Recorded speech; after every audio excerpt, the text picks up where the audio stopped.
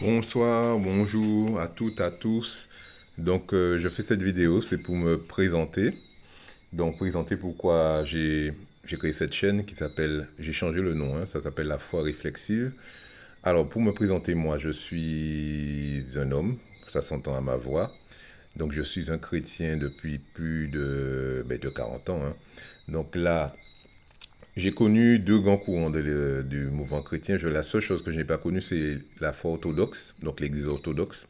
Donc j'ai connu l'église catholique, apostolique et romaine, où j'ai fait toutes mes premières années. Et ensuite, j'ai connu le courant, l'église protestante.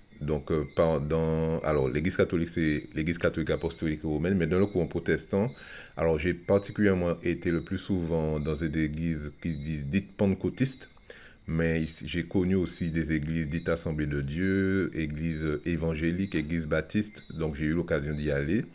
Euh, j'ai connu peut-être, mais très peu, les témoins de Jéhovah et bien sûr l'église adventiste du septième jour que j'ai quand même assisté, mais j'étais pas membre vraiment de l'église adventiste.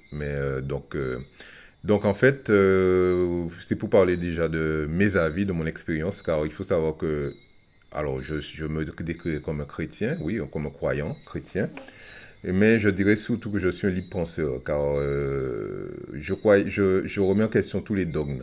J'ai remis en question, en tout cas, tous les dogmes qu'on nous a inculqués. J'ai remis en question pas mal de choses et je me dirais plus un libre penseur, car souvent quand on nous donne des dogmes, ça nous enferme surtout ça nous empêche de réfléchir. C'est ça l'inconvénient, ça empêche de se poser des questions, ça empêche d'évoluer, puisque en fait, vous voyez, tout évolue, tout est en mouvement. Même l'univers, on dit que l'univers est toujours en mouvement. Donc même nous sommes en mouvement, puisque quand nous avons commencé à lire, comme nous avons débuté, dans tout domaine, hein, ça c'est pour tout domaine, que ce soit un métier, que ce soit quelque chose de nouveau, que ce soit une conviction, soit une pratique spirituelle.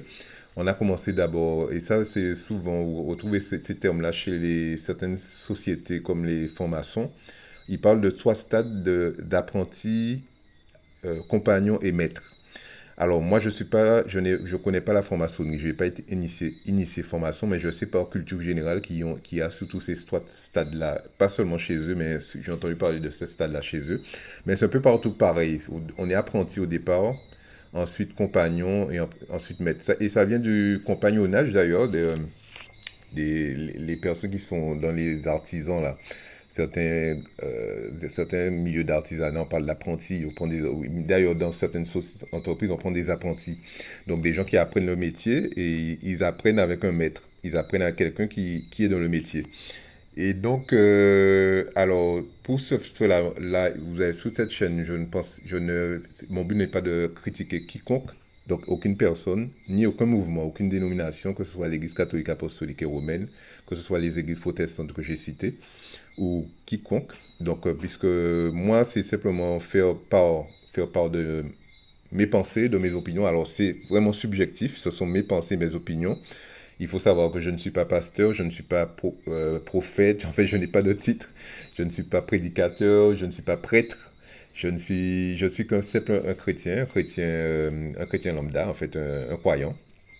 Donc, qui exprime ses pensées, son expérience aussi, puisque j'ai une expérience un peu de la foi chrétienne, et ça, c'est un partage d'expérience que je fais, en fait. Un partage d'expérience, j'aurais souhaité que ce soit interactif, c'est-à-dire que vous me fassiez des commentaires, que si vous partagez ou pas, parce que là, j'attends pas non plus qu'on soit d'accord, puisque le but, c'est pas ça non plus, c'est qu'on partage, qu'on réfléchisse, qu'on ait des idées qu'on partage, parce on apprend l'un de l'autre, j'apprends beaucoup des autres aussi.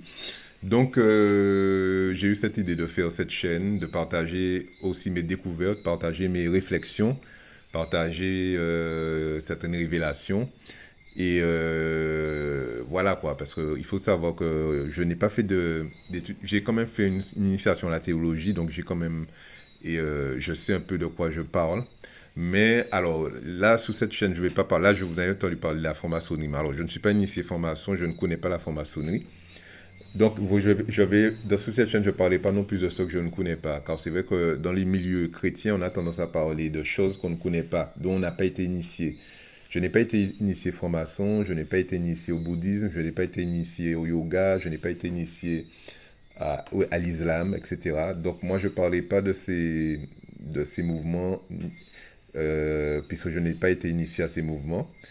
Et c'est vrai qu'on a tendance beaucoup, j'entends beaucoup des fois dans certaines assemblées, notamment les protestantes, hein, les assemblées protestantes, l'Église catholique c'est très rare, où on parle beaucoup un peu, entre guillemets, en mal de ces courants, et ce qui est un tort, puisque souvent les personnes qui en parlent n'y ont pas été initiées. Ah là, ils auraient été initiés, ils sauraient les rester longtemps. Oui, je peux entendre leur témoignage, mais ça reste leur témoignage, ça reste subjectif. Donc, ce n'est pas forcément ce que c'est, vous voyez. Donc, mieux vous parler de ce qu'on connaît. Là, je parlerai essentiellement de la foi chrétienne et deux courants catholiques et protestants, puisque je les connais, j'ai été initié aux deux. Donc voilà, donc c'est pour appeler aussi les gens à la réflexivité, car souvent, le problème ce qu'on appelle la religion, c'est que ça vous enferme.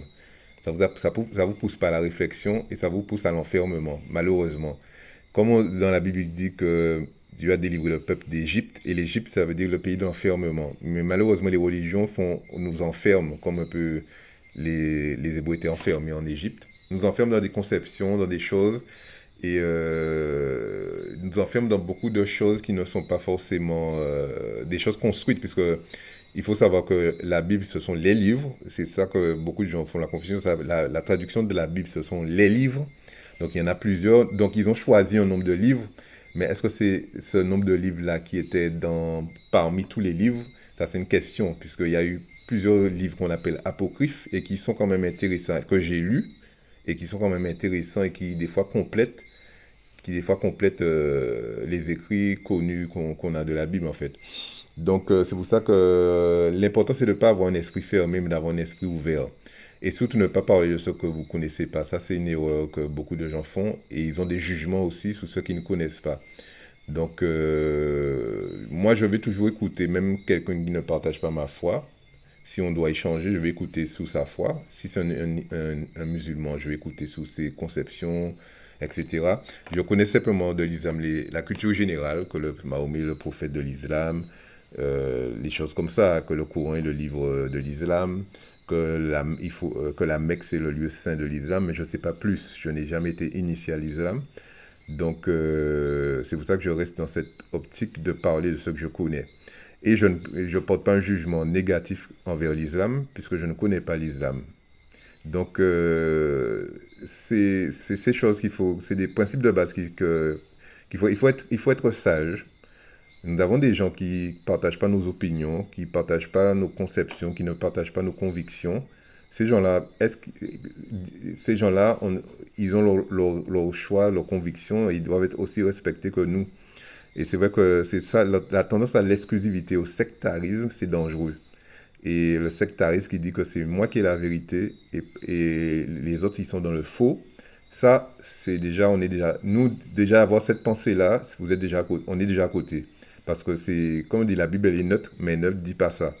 Elle est quand même neutre, mais elle ne dit pas qu'il faut mettre exclure et dire que les gens sont dans le faux, ils sont aveuglés, etc., etc.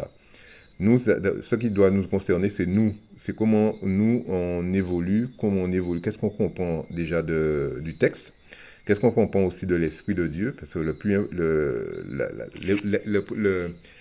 l'acteur majeur, c'est l'Esprit de Dieu dans notre foi, et en fait, être ouvert et ne pas être fermé. Et savoir se dire qu'on ne sait pas, parce que malheureusement, dans le milieu chrétien, et surtout ça, c'est beaucoup de prédicateurs ou de gens qui ont, entre guillemets, la connaissance, ils ne savent pas dire je ne sais pas. Parce qu'ils oublient de dire que la Bible, elle ne dit pas tout, elle ne parle pas de tout, elle n'explique pas tout. Parce que ce n'est pas son but d'ailleurs. Donc, il y a des questions où on n'a pas de réponse. Et on n'aura jamais de réponse. Et ça s'appelle aussi à l'humilité. L'humilité, c'est qu'on ne sait pas tout. Et on ne saura jamais tout. Il n'y a que Dieu qui sait tout. Donc voilà, donc moi, donc c'était dans cet esprit-là que je fais cette chaîne, c'est pour un partage de foi, un partage aussi de mon parcours, puisque mon parcours a été assez particulier, on va dire, enfin qui correspond à moi, hein, ça fait partie de mon histoire, et partager aussi ce qu'on appelle la manipulation qui est malheureusement présente dans toutes les assemblées, dans toutes les églises et communautés, puisque c'est logique, puisque ça part du genre du concept de dire que la Bible est la parole de Dieu. Donc à partir de là, toute manipulation, c'est champ ouvert à la manipulation. Et je peux vous expliquer pourquoi c'est pas exactement ça.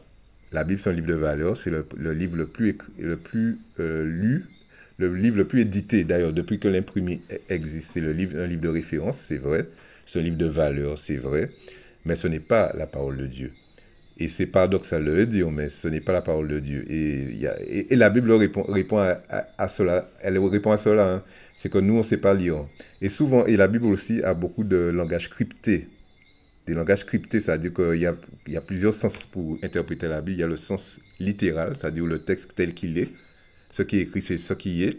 Il y a la manière allégorique et la manière ésotérique, donc c'est en profondeur.